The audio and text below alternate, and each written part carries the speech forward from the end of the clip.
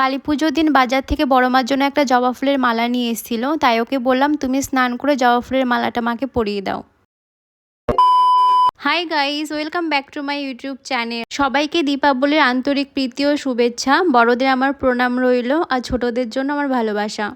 আজকে ঘুম থেকে উঠতে অনেকটাই দেরি হয়ে গেছিলো, তখন বাজে প্রায় 7:30, তাই সবার আগে স্নানটাই সেরে ফেললাম।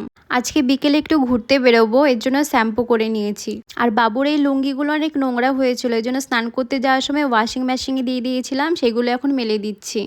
আমার স্নান করতে করতে আমার বড় ঘুম থেকে উঠে পড়েছে, তাই দুজনে একসাথে ব্রাশ করে নিলাম। আর ব্রাশ করতে করতে এটাই বলছিলাম আজকে গরম জলটা তুমি করো।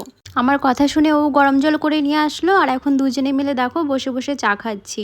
আজকে দুপুরের জন্য চিকেন রান্না হয়েছে, আর চিকেনটা কেমন রান্না হয়েছে সেটা তোমরা ওর মুখ থেকেই শুনে নাও। কেমন হয়েছে বলো?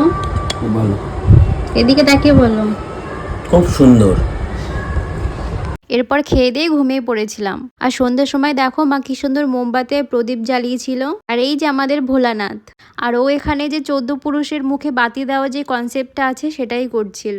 এরপর আমরা সবাই মিলে বাজি ফাটাচ্ছিলাম। তো চলো তোমরা পুরো ভিডিওটা দেখতে থাকো।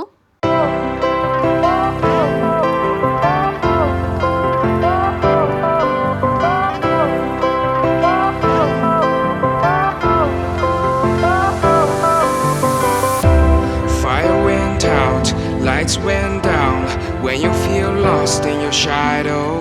Don't feel alone, don't scream so loud. We are living in this cruel world. Broken but strong, gotta move on. You're not a bakery of life.